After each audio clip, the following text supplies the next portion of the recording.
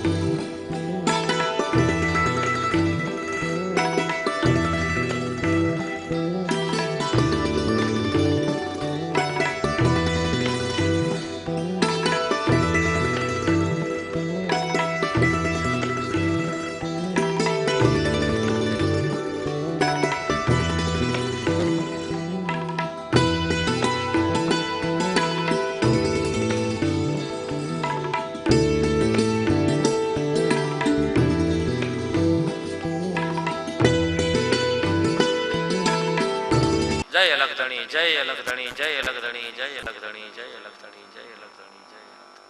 આપણે સૌ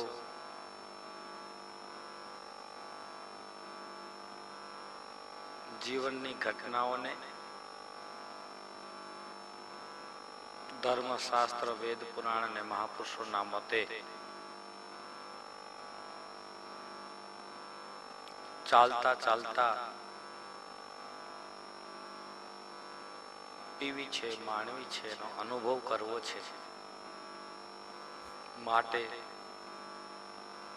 આગળ ઉપર વાત થઈ એ પ્રકારે પેપળીધામ શ્રી શવા ભગતની જગ્યા શ્રી રામદેવ પીર મંદિર પૂજ્ય શવા બાપાના પૌપુત્ર તરીકે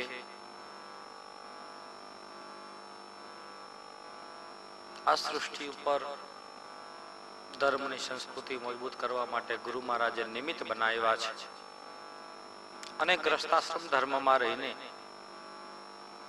ભવસાગર પાર પહોંચવા માટે ગદગંગાની અંદર અલખધણીની જ્યોતની સાક્ષીએ રામદેવજી મહારાજે જે માર્ગ બતાવ્યો છે, રાહ આપ્યો છે, એ રાહ ઉપર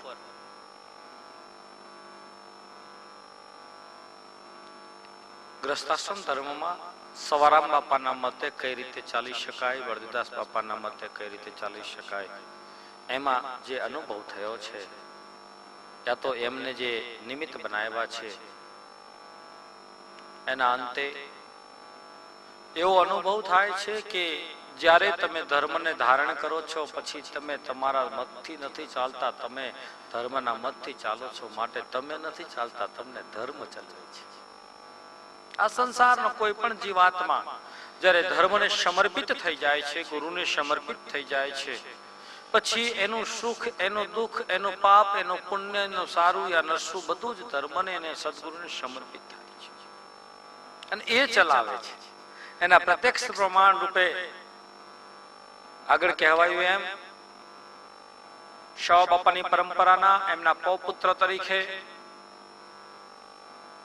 મારે પહેલી વાર 7 સમુદ્ર પાર લંડન પરદેશ જવાના નિમિત્ત બનવાનું થયું.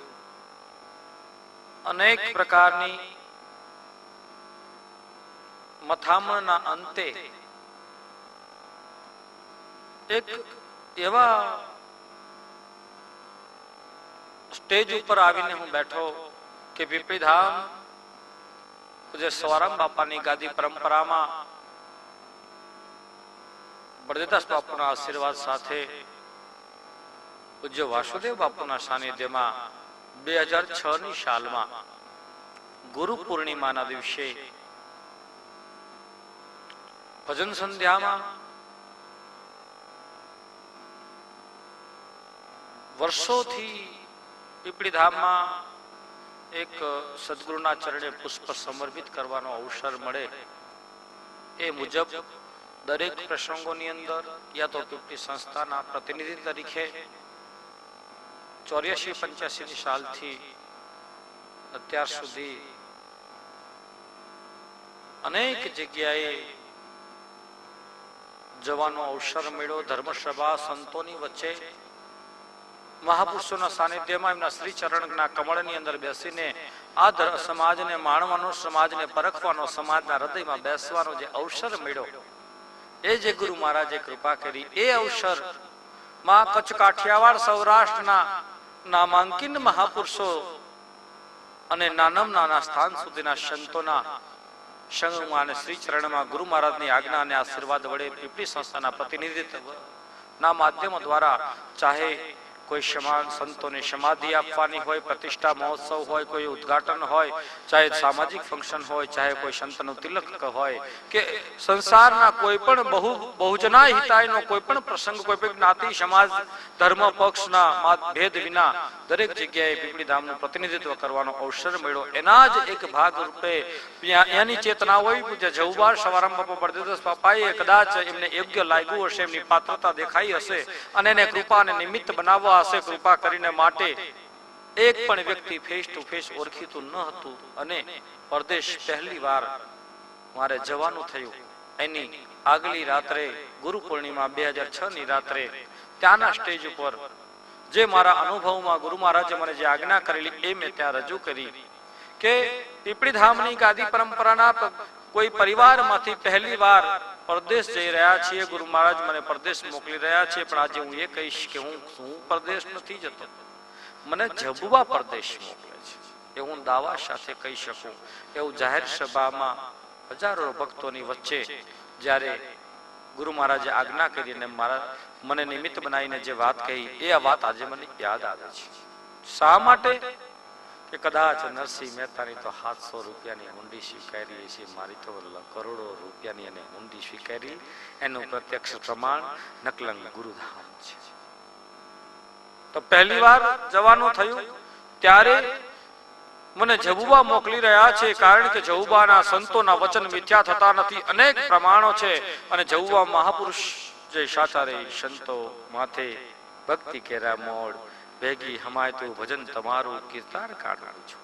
એ જવુબા એનો ટૂંક પરિચય આપને આપું તો પૂજ્ય સવારામ બાપા એ ગાદી બ્રહ્મનિષ્ઠ ગાદી, ઋષિ પરંપરાની ગાદી, ગ્રસ્તાશ્રમ ગાદી, પ્રજાપતિ કુળમાં જન્મેલાની ગાદી અને એ ગાદીના શિષ્ય તરીકે બજાણા સ્ટેટની કુંવરીને ઇંગ્લિશ શીખવતા અને બજાણા નાઈ ભગતની દીકરી પોતે નાની ઉંમરમાં દુખાયેલા, માંડલ શાસ્ત્રે પણ નાની ઉંમરમાં દુખાયેલા અને પિતાજીની ત્યાં એ સમયે આજથી 110 વર્ષ પહેલા આ ઘટના કેવી ગંભીર હતી એ તો આપણે ઘણી વાર ચર્ચા કરી ચૂક્યા છીએ. એવા સમયે જ્યારે સવારામ બાપાના સાનિધ્યમાં આવ્યા અને સવારામ બાપાના સાનિધ્યમાં આવ્યા પછી એને ગુરુના ચરણે મુજ મન લાગી તુજ મના તુજ મન લાગી હું, એમ એનો જે તાર લાગી ગયો.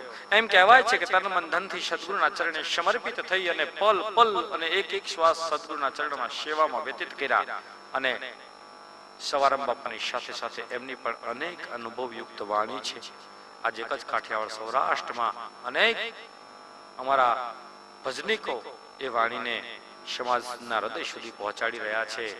એની એક પ્રખ્યાત વાણી હાચારે સંતો માથે ભક્તિ કેરા મોડ ભેગી હમાય દો ભજન તમારું કીર્તાર કાંડુ નહીં છોડ. સાચા સંતોમાંથી ભક્તિ કેરા મોડ થી માંડી અને સમાધિ સુધીની જેને વાત કરી છે અને એ સિર્ફ બોયલા નથી, એને કરી બતાવ્યું છે.